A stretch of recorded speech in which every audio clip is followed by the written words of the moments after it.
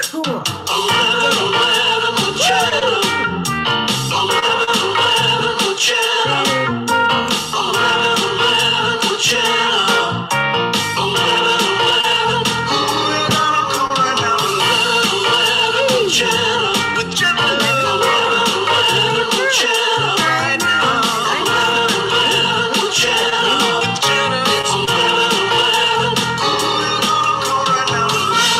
Hey there. Wow, I look very Wicked Witch of the West or something. Somebody. Hi. My name is Jenna. This is 11:11 with Jenna. I am here 7 days, 7 nights, 14 times a week. What? I know. Every day? Yeah. Every night? Yeah.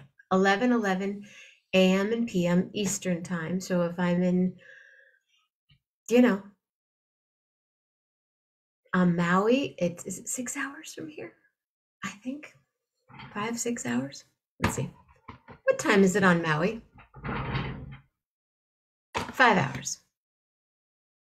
So I'll have to do it at 5 a.m. and 5 p.m. That will be kind of interesting. What do I have there? I don't know. I need someone to go like that to me. Maybe it's chocolate. Maybe it's just my skin. Yeah. Wait. No. What is that? Hold on.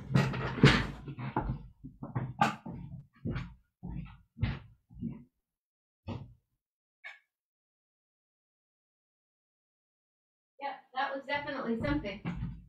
Oh, I know what it was. It was beets. Beets from my salad. And then I put beets on my lips. Beets on my cheeks. I wear beets in my ears. I do. Let me make this go public. Hello, William D. How are you, sir? I'm going to go do that. And I'm going to edit the privacy. And I'm going to do like that. And it's public. And then I'm going to lower the volume. Hey, Bonnie. Hey, how are you? Hi, Julie. And whoever else is here. So this show is here on Facebook Live.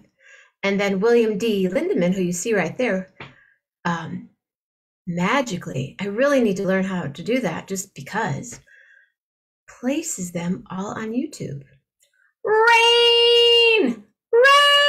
I miss you. Hi. Rain, you must come back. If you don't come back before March 24th, you must come back on March 24th because that will be 2 years. You were the very first guest. Rain, hi superstar. What are you talking about, girl? Come on the show. Let's eat prunes. Let's hang out and talk. I miss you. Let's talk anyway. Call me, please. Rain, you guys. Rain Thomas is the most prolific performer that I know. Oh my God. She is just totally. She was the very first person on 11:11, the number one.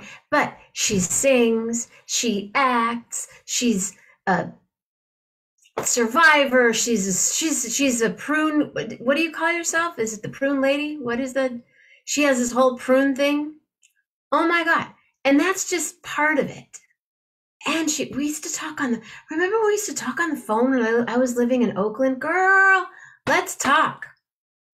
And we talked about doing that show together. We have a show, a 2-woman show that we're going to do. We're going to do it. Hey, Mama Grace, we are going to do that show. Prunes are sexy. Is it prunesaresexy.com? Prunes are sexy IG. What is it? Tell me. Oh my gosh, I see you float by here every once in a while. I'm like, when's she going to say, girl, I want to come on? And the very first night when I was all, I'm like this going, so rain. And then you sang.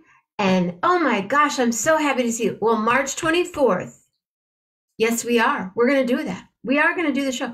But she acts. She's superb. And she lives in Las Vegas.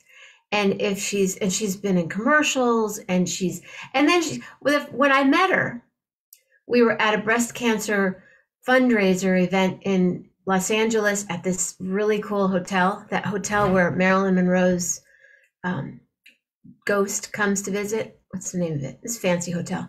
Anyway, we were at this event, and then all this stuff happened, and then we were in this hotel room, and we hung out, and we had a blast. And then, oh gosh, Rain, that was, well, I got to keep up with you, girl. The Roosevelt Hotel in Los Angeles. We had a blast.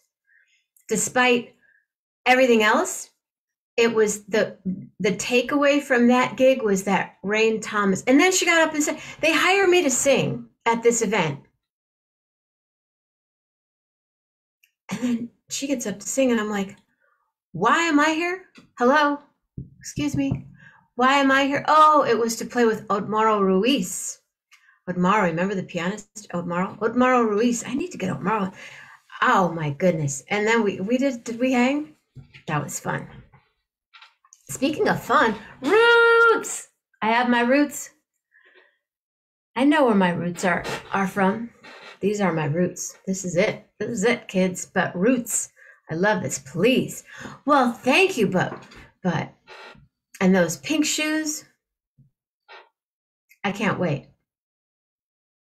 We would probably be doing our show this year had the last 2 years not happened. I can't believe you're here. I'm so excited. Yay! What are you doing Thursday night? Hi, everybody. Sorry. What are you doing this Thursday night, Rain? I have Peter Gabriel in my head because I need to bring my guest on right now. But if you are still here and you are available Thursday night, I would love for you to be my guest on the show. 11:11, right here this Thursday night. And if you have a rehearsal, bring them on. Let me know. Even let me know right here. And we could start talking about it tonight. And then tomorrow all day and Thursday, I'll blow it up. Okay, I'll text you. Well, I am just delighted because I need to lip up here a little bit. Because Rain is here, and I had a super quick talk with Andy. And who's Andy? Anybody have? Oh, you did? Yeah. Last night's movie club. I think it inspired a lot of people to watch a lot of different stuff. A couple of people messaged me and said they'd never seen My Octopus Teacher, and they watched it today. Do you have a habit you want to give up, Rain? If you have a habit, if you know anyone that smokes, if you know anyone that needs support in working on a habit and letting it go, this is the man, ladies and gentlemen.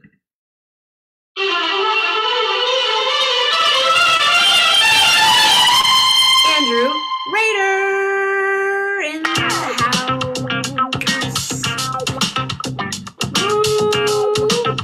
Roots.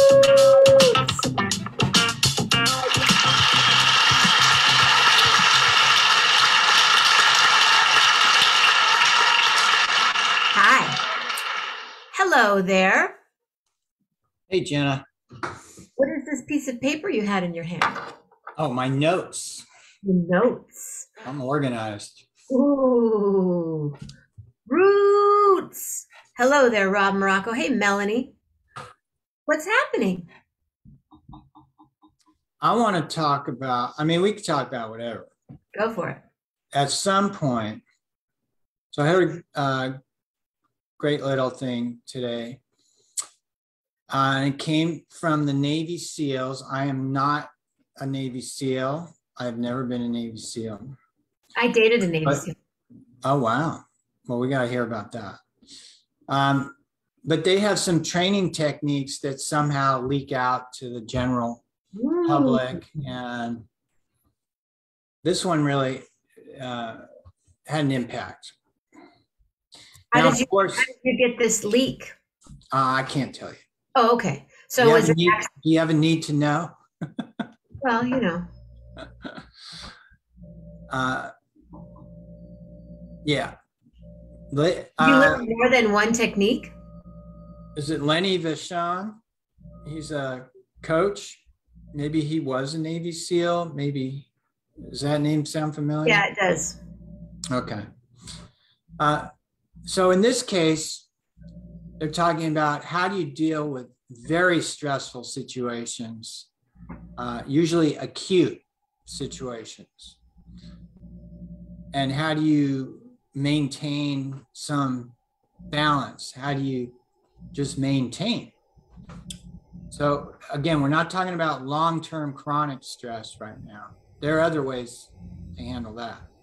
But this is in the immediate moment. How do you keep it together?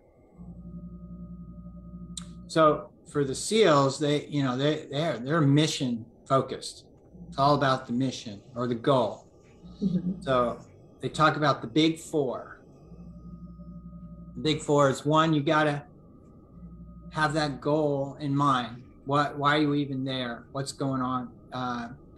Or you could say, keep the eye on the prize.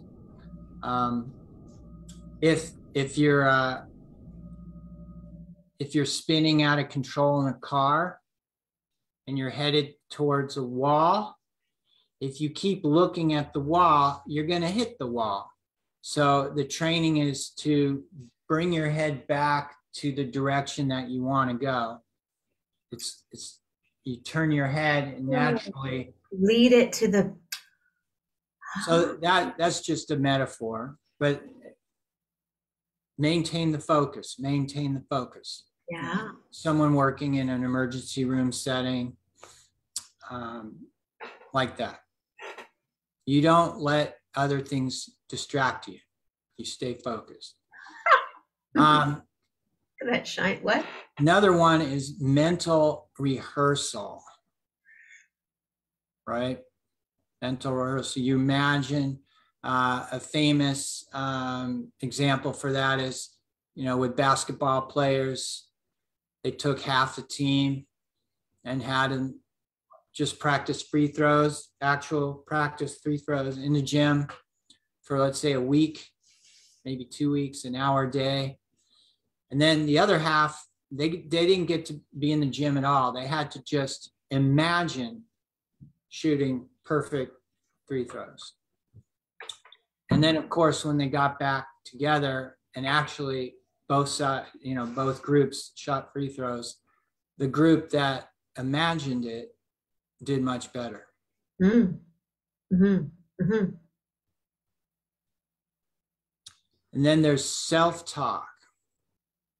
Self-talk. So this was a story, I think, from one of the coaches. Tony Robbins, I believe. He had a famous client. They didn't reveal the name.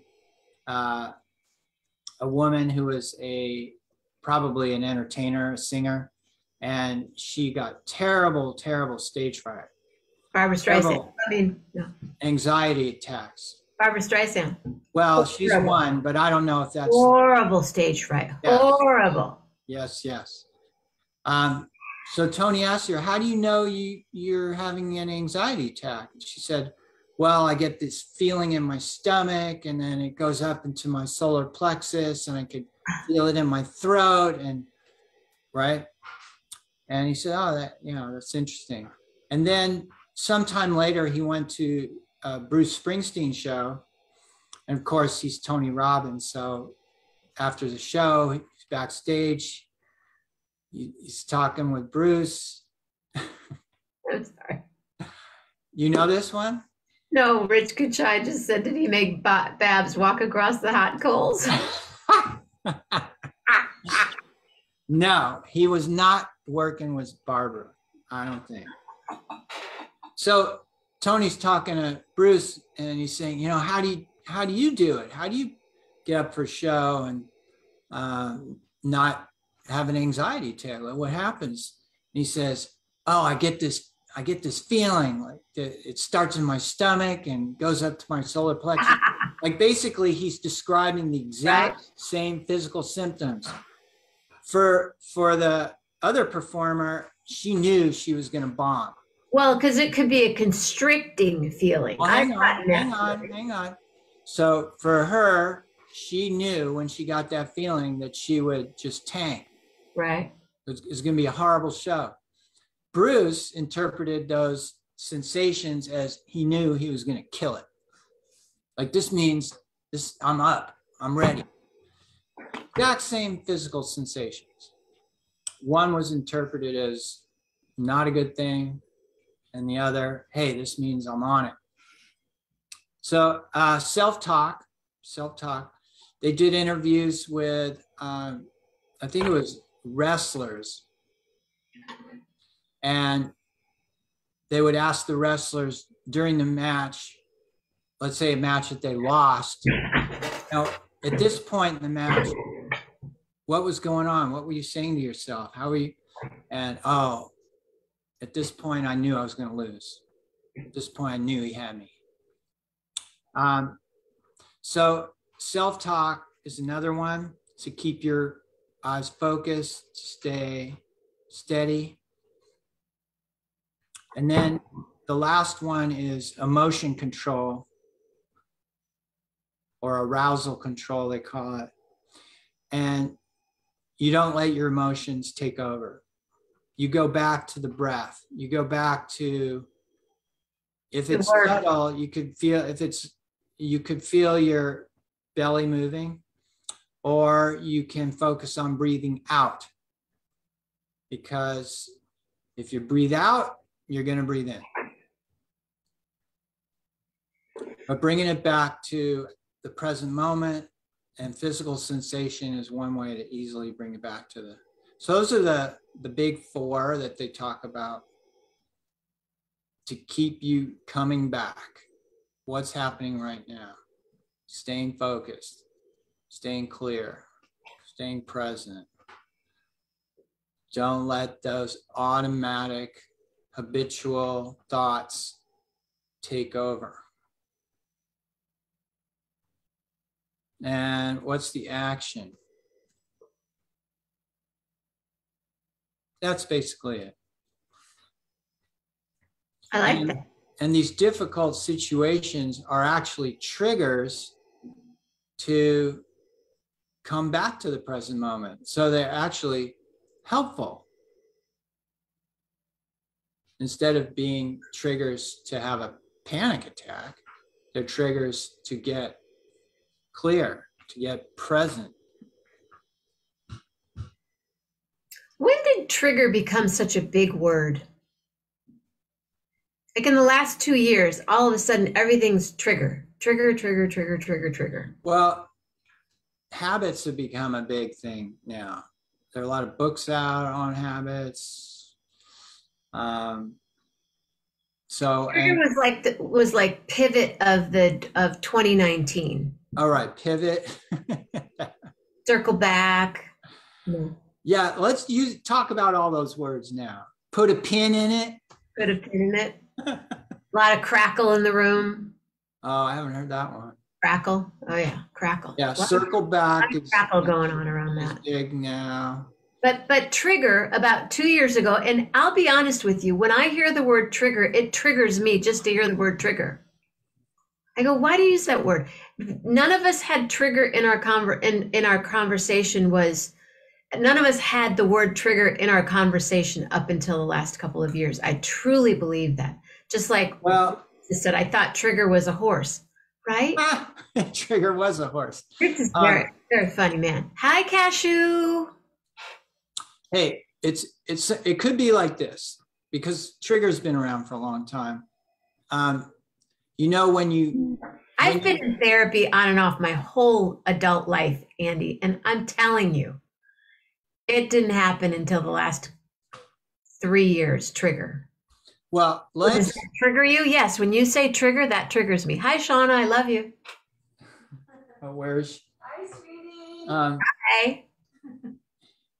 Oh, does that trigger you? Yes, that triggers me. Mm-hmm. I agree. We can ask. Agree? What's her name? The Apple lady. Apple lady. Yeah. See, this is how my mind is rotting. What? No. Oh my love. Siri. How the apple, how my mind is out. You can ask Siri, when did trigger become a thing? Wow, Bill Lindemann saw Trigger in person when he was a little boy. Wow. Hey, my daughter's teacher, elementary school teacher, saw Seabiscuit.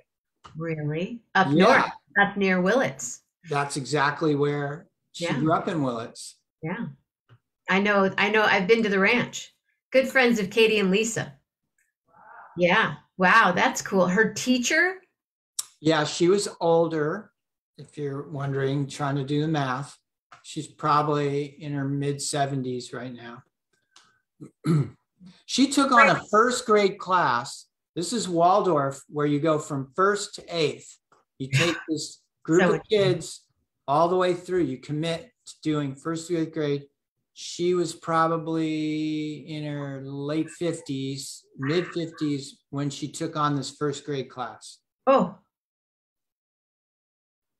Oh, and then she was with her until she was in eighth grade?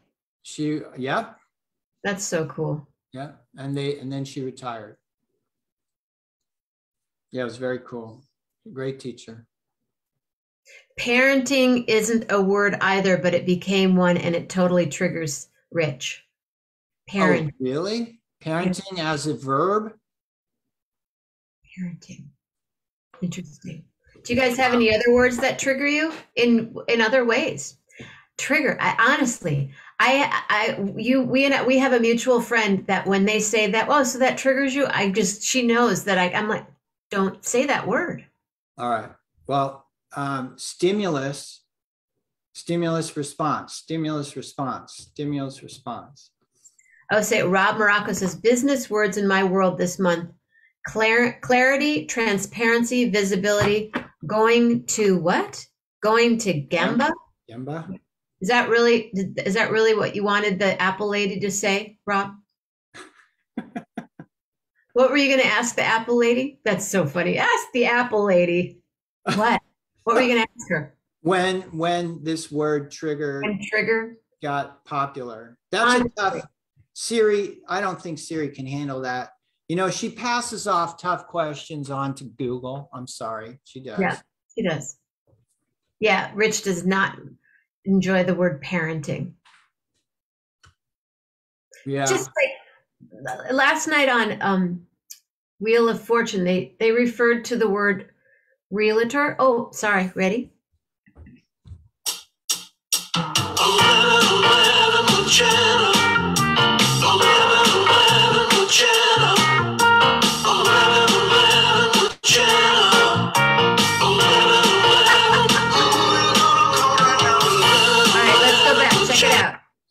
Rob says, Google it, and it's real in business circles. Going to Gemba? Well, that shows you how not a business person I am. Terms that trigger me. We're building the plane as we're flying it. Right? Oh, yeah, we're building the plane as we're flying it.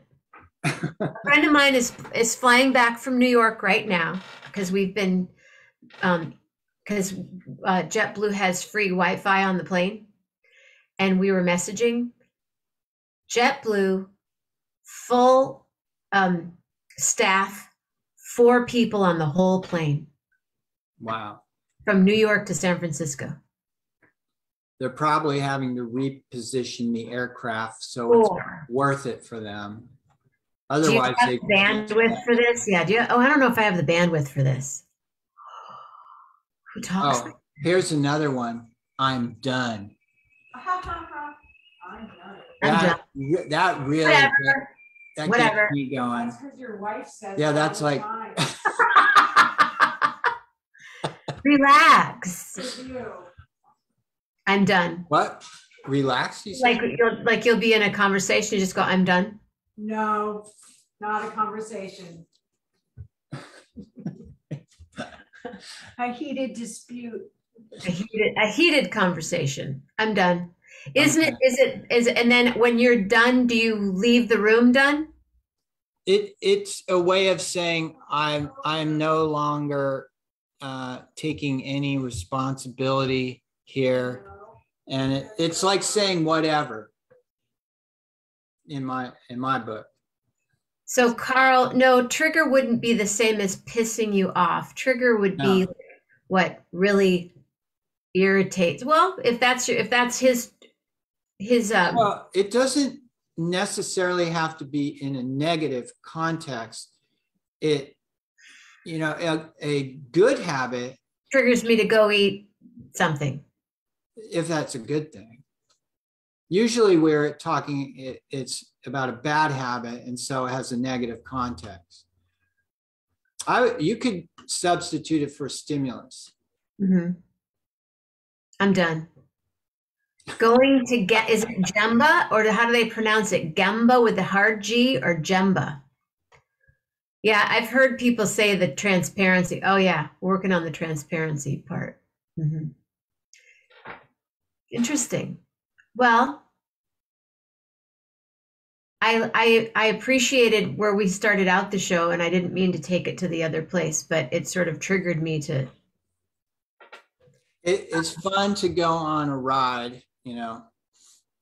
So, are we circling back to something? Is that? Sounds like we're circling back to our original. Get to the. Oh, I try to be opaque.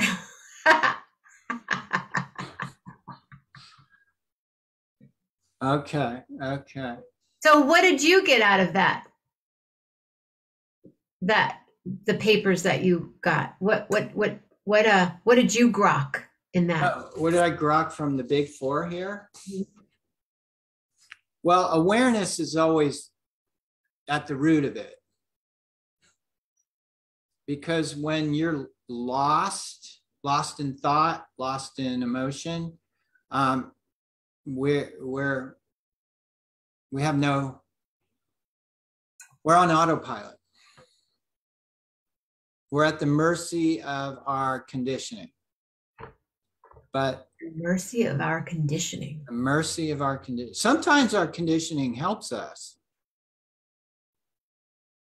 but not always. But if there's awareness in here, then wisdom can take over. So that it's a practice, because we're naturally wired to go unconscious. We're naturally wired to go into our habit mode, because on an evolutionary way of looking at it, it helps to just respond, to react. Like a lion comes onto the scene, you run. Or a deer runs in front of the car, you hit the brake. I mean, these things just happen. I turn the wheel.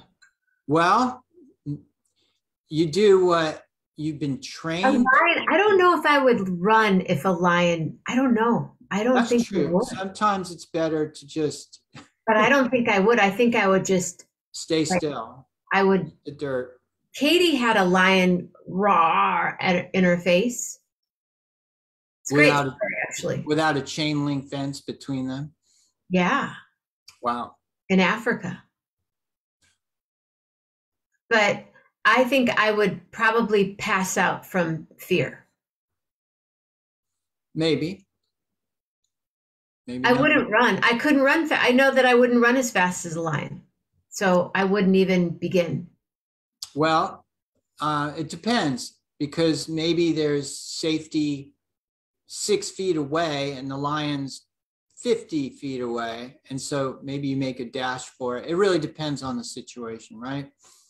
But sometimes.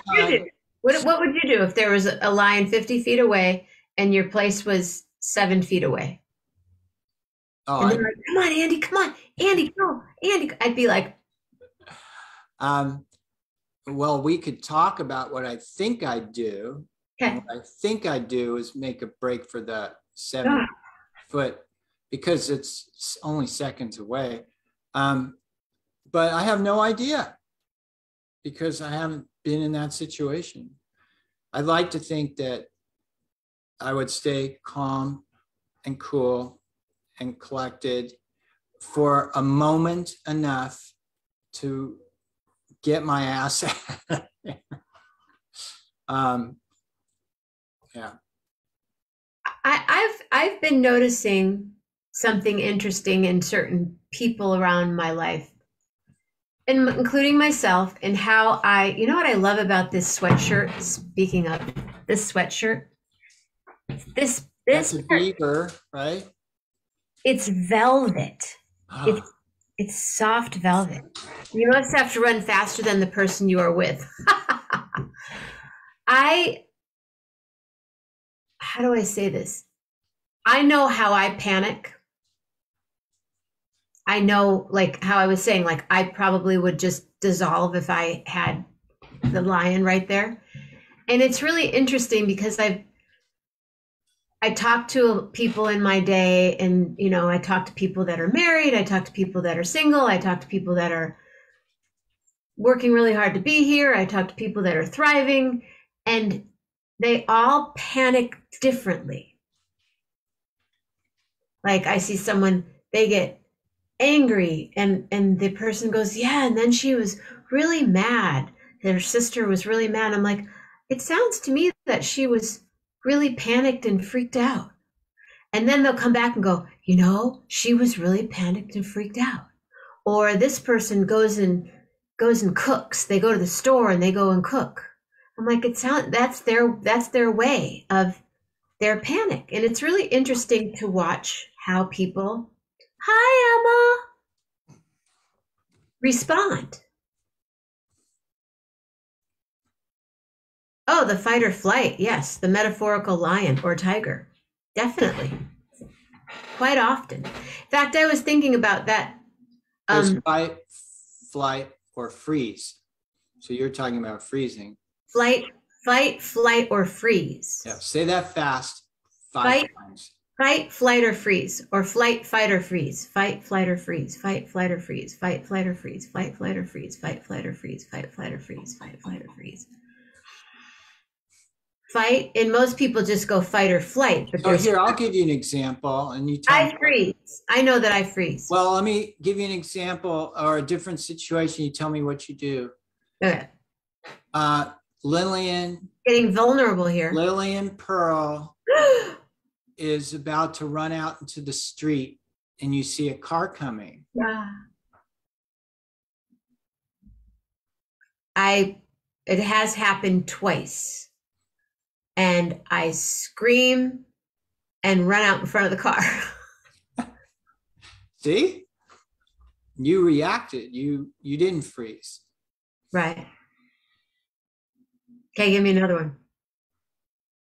But the initial is I freeze and then I go. Well, I know that I freeze. You have to teach yourself not to be scared of anything. The initial freeze could be productive. Right. Gives you that moment to actually, okay, what needs to happen here? Right. It's hard not to be afraid of everything. Carl says you have to teach yourself not to be scared of anything. Your fear is not going to change anything. So I have a little variation on that. I'm gonna dim all the lights, darling. Fear is absolutely normal. It's how do we respond when there is fear? Now, there's certain people who really don't experience fear, like that guy who climbed El Capitan without anything. Nothing. Right? Like, and I don't even think he had a sandwich. Well, in that documentary, they showed he had an MRI of his brain, and this guy doesn't have an amygdala, or, you know, barely an amygdala, which is where you experience fear. And I mean, how could he do what he does if there is fear? So for him, he doesn't experience fear. But I think most people who you might consider heroes or people who do things in very difficult situations, almost always they say, yeah, I was scared to death, but I had to do what I had to do. You know, I did what I did anyway. I bet Carl doesn't get afraid. I've known Carl most of my life. I bet he doesn't. I bet he doesn't get afraid.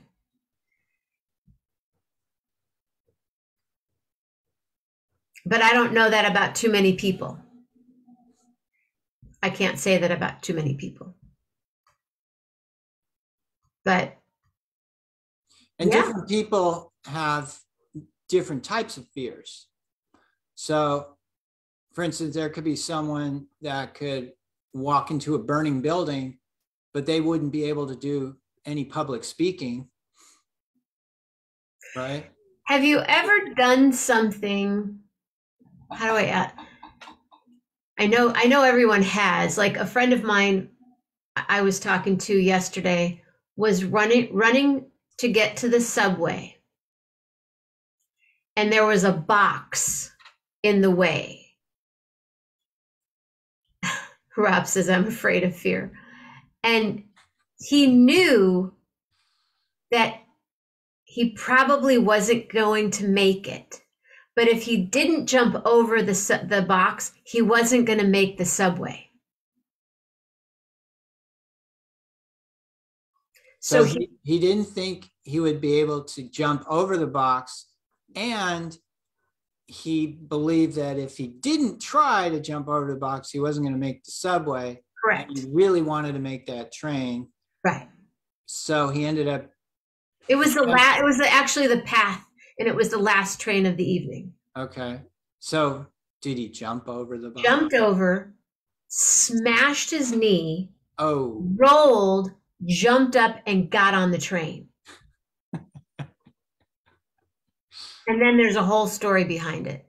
But have you ever done anything like, I know that if I open up that thing, I'm going to burn myself, or something's going to happen. Like, you know, but you do it anyway.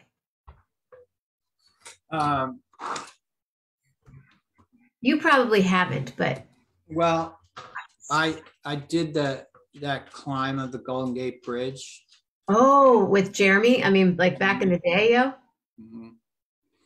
And in the back of my mind, I shouldn't be doing Did you guys do that in the middle of the night? Or was it was early in the morning? middle of the night, but it was dark. It was dark. Shauna, were you there? No. Okay. Just the five. So in the back of my mind, almost the whole time is, what am I doing? What am I doing? This is crazy. I shouldn't be doing this. I shouldn't be. And but I did it. And it turned out okay. Well, here I am. Right. Yeah.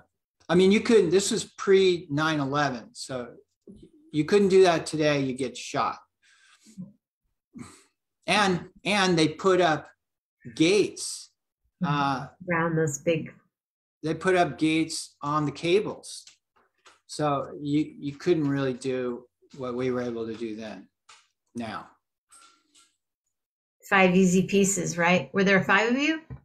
Just 2. Was it just 2 of you? Mm-hmm. Oh. I thought it was part of the 5 easy pieces. You weren't part of the 5 easy pieces.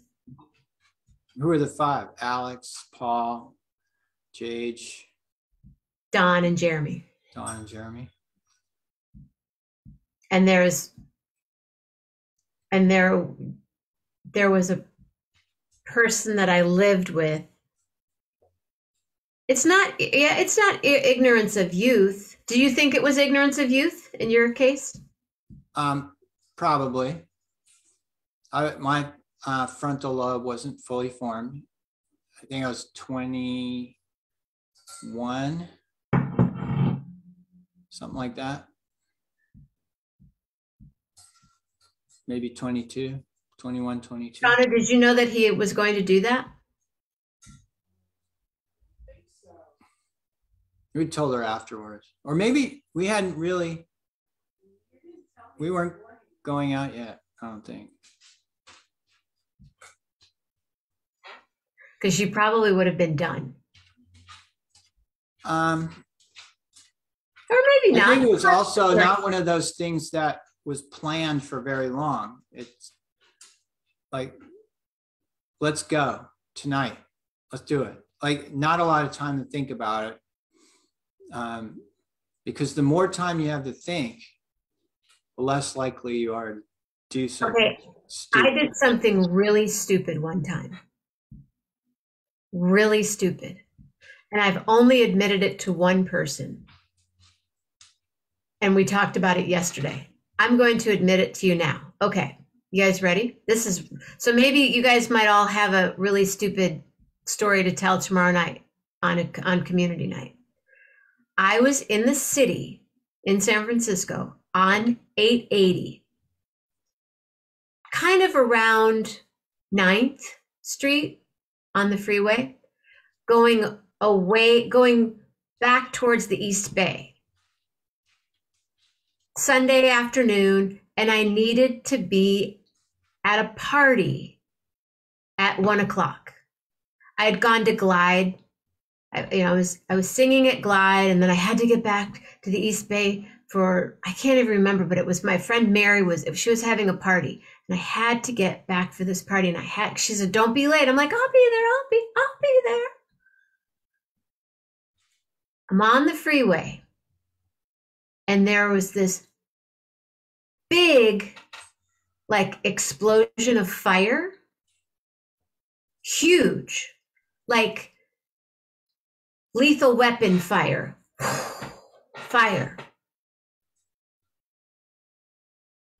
In front of you. In front of me, and other cars in front of me. People looked over at each other, and we drove through the fire.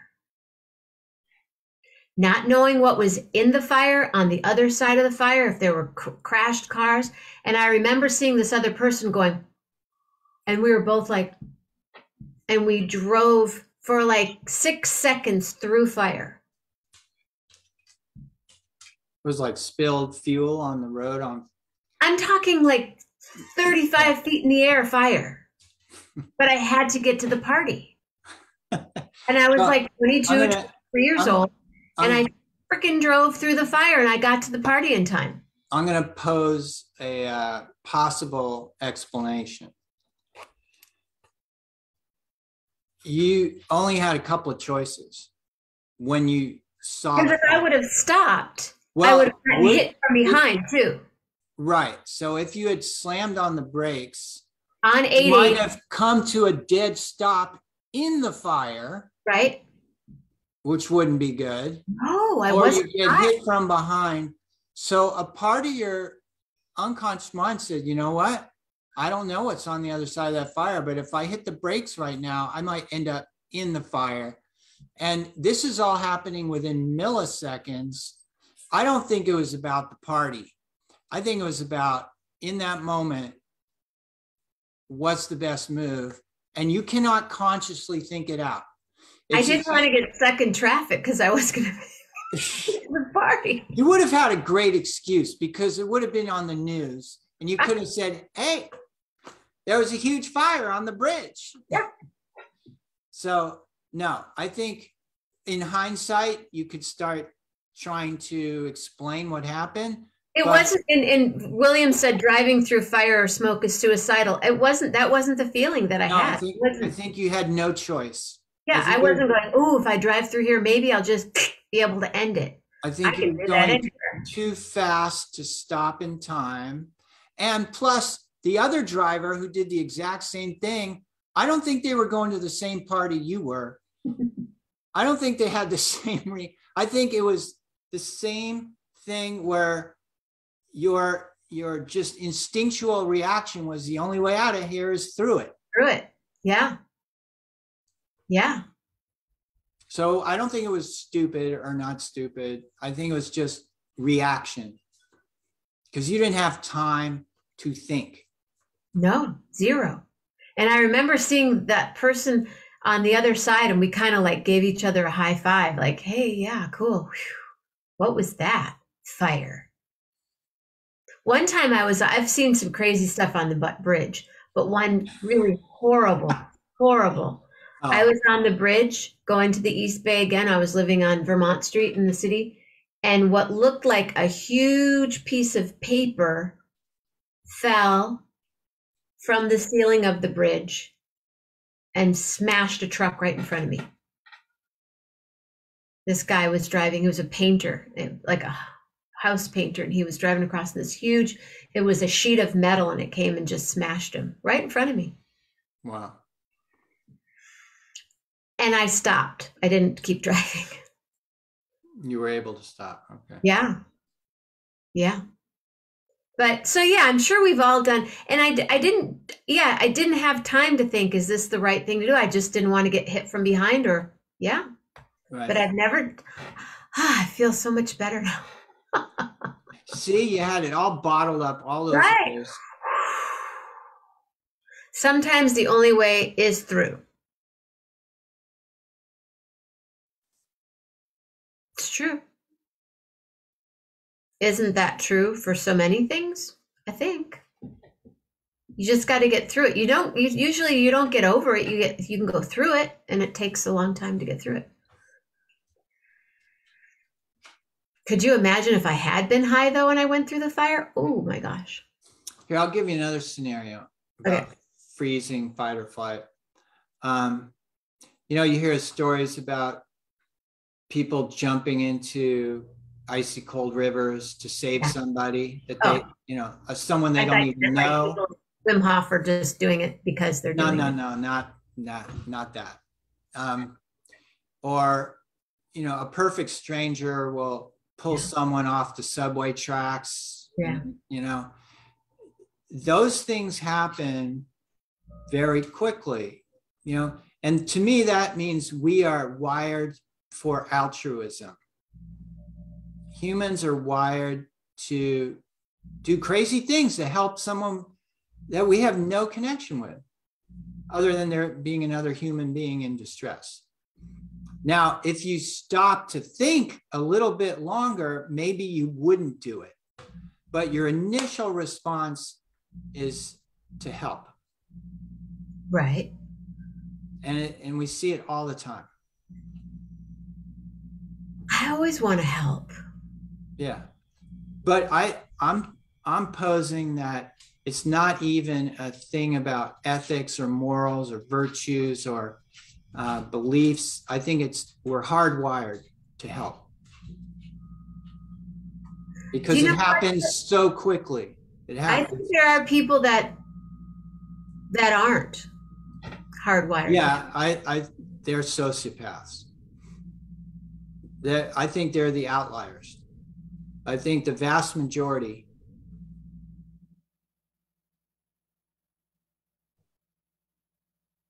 You hear a baby crying, or a person crying. I can't walk by that if I see that on the street. Yeah. People would just keep on walking, just keep walking. I'm like, what do you mean just keep walking? I'm not going to keep walking.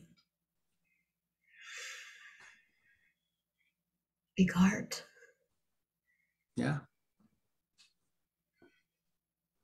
What are you guys watching? Well, we just finished this really fun docu-series on coaches. It's called The Playbook. And it's 5 different coaches that, each one has a half-hour segment, focus on them. So Doc Rivers, coach of the LA Clippers, he's one of them. Really great guy. Who else here? Hang on. Rob Morocco just said, would you risk your life to save someone? I think it's not something you would know until the moment it happens. Right. So the other coach is Jill Ellis. She was the coach of the U.S. women's team, soccer team. Oh, cool. Patrick Mouratoglou, he was Serena Williams' coach, French guy. Jose Moreno, he probably a lot of Americans don't know. He was or still is a coach of men's soccer in Europe. And he's not a nice guy, but I'll leave the judgment for you. And Dawn Staley, she was, or maybe still is, University of South Carolina's women's basketball coach. Herself, incredible star when she was a player, college player, and then became one of the best coaches in women's basketball, probably all basketball. Where is this located? On Netflix. Okay. It's called The Playbook. Really, really good. Maybe we'll recommend that for the Monday Night Movie Club next week. So Rich Couchet, I'm sorry, Rich, just said, my ex would laugh uncontrollably in stressful situations. Does that make her a psychopath? Hope so. Well, stressful situations is different than a life or death type of scenario. Like, walking into a party where you don't know anyone, that's different. That's different. You mean like really stressful, like a bad thing is happening and she would just laugh? Like, I have a friend that laughs really loud. Really loud. Like we would be at your house right now and you and Sean and I would laugh like, it's funny. And they'd be like, no, laughing is contagious. No. But sometimes it can be a little loud. Like a Phyllis Diller. Take it down a little bit. Right. I think Shauna might be done with that if that happened. Well, so, I Woody Allen, he who shall not be named, he's persona non grata now, but one of his movies, I can't. One of the characters could not marry his fiance. He's about to get married and he is going to not show up at the wedding because he could not stand her laugh. Ooh. And then his brother says, are you kidding? I mean, that's the most petty thing I've ever heard. And he says, you haven't heard her laugh. And then later on, you do hear her laugh. And you're like, I probably wouldn't have gone either. Me, I probably wouldn't have gone. I'd never want to be in the car with her. So Rich said, not the party situation, but like what Andy described, it's kind of weird. Like she laughs inappropriately at the wrong time, at inappropriate times. That's her stress. That's her outlet. Yeah, and humans do that. But I'm talking about life or death types of situations. So is he, I think. That's when she laughed. Well, we have to hear from him. If I don't know how often for that situation, Rich, I don't know how often people experience those types of situations. Here, we'll get the answer in a second.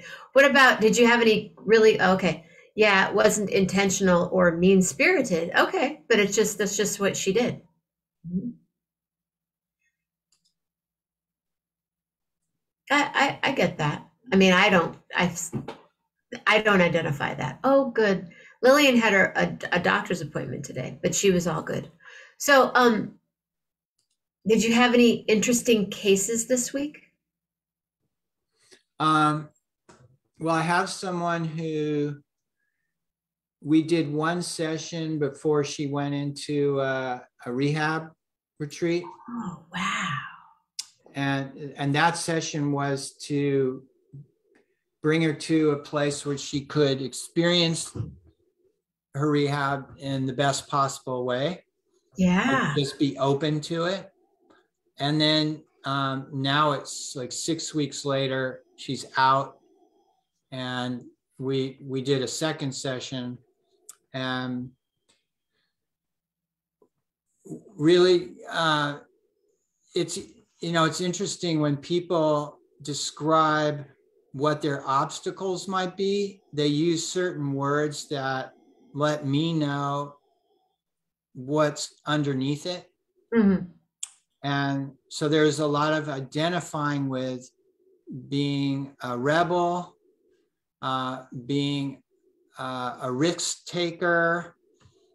Like, these were things that if she became sober, she wouldn't be those. She wouldn't be the rebel. She wouldn't be the risk taker. She wouldn't be the exciting, spontaneous person that she saw herself as. Right. And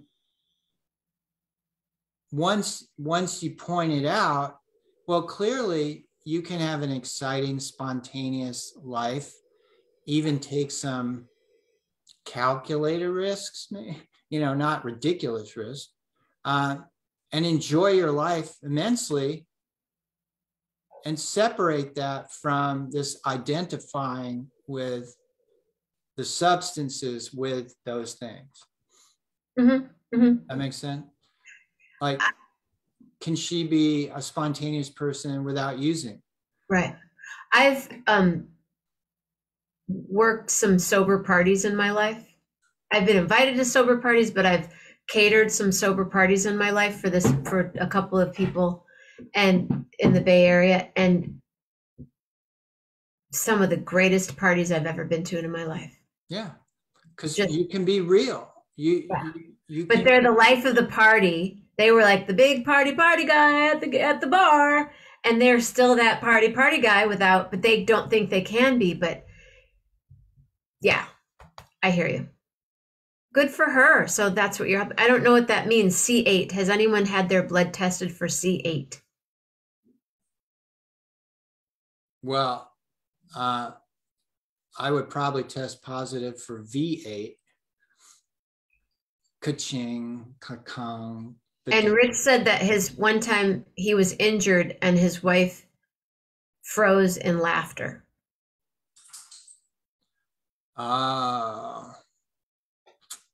Was it an obvious injury? Yeah, he had to go to the hospital. Yeah. Sometimes, so I'm going to give her the benefit of the doubt here. And I'm going to pose that the reality of Rich being seriously injured was just too much. It's kind of like overload, and then laughter is the reaction to this. This can't be happening. So that's my hit off of it. It's definitely not, I am taking pleasure in your pain. It's definitely not what it is. Right. It's just a nervous. So the C8 is how you detect Teflon. Oh, okay.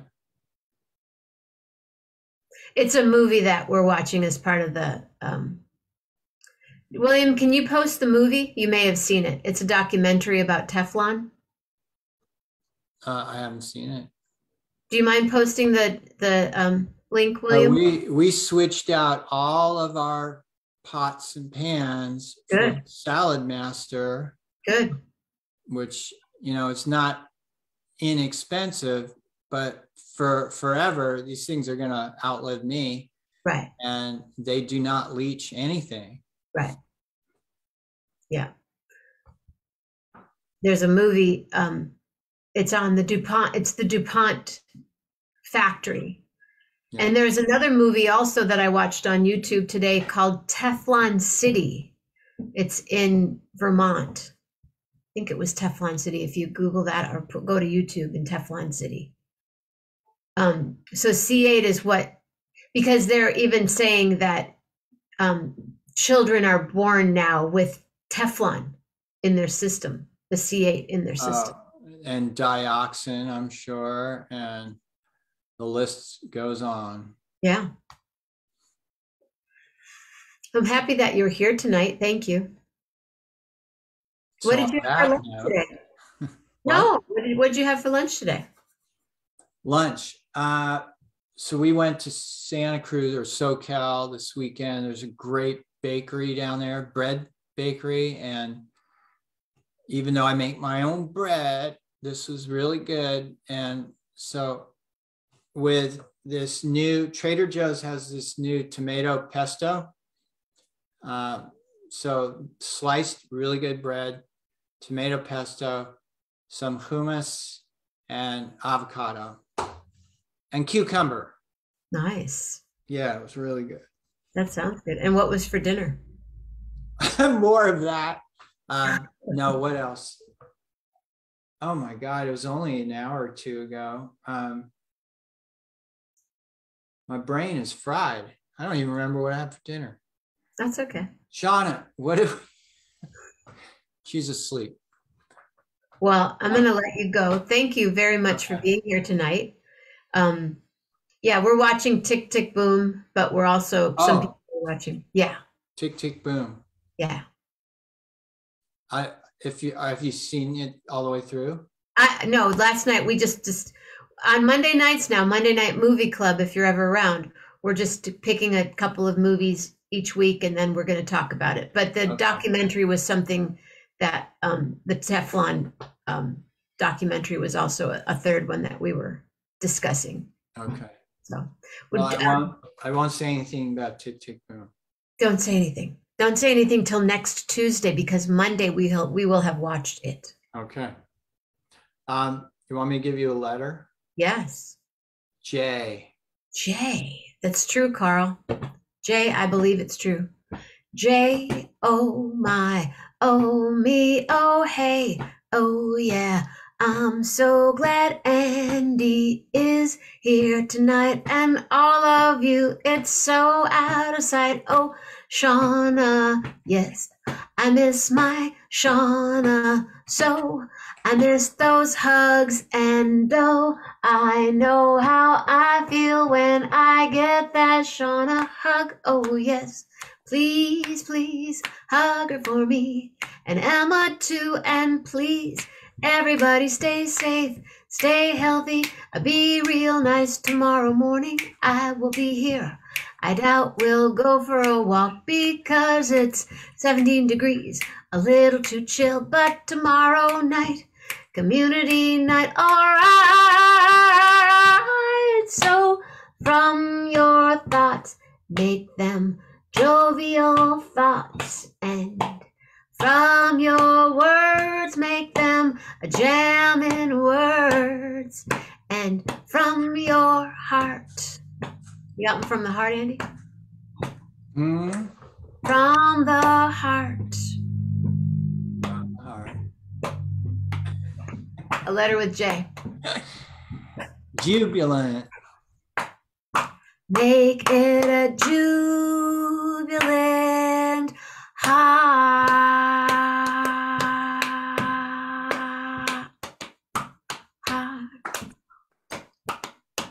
Thank you, Andy. Thank you, Jenna. Love hard, everybody. Real hard. See you in a minute, Mom Grace.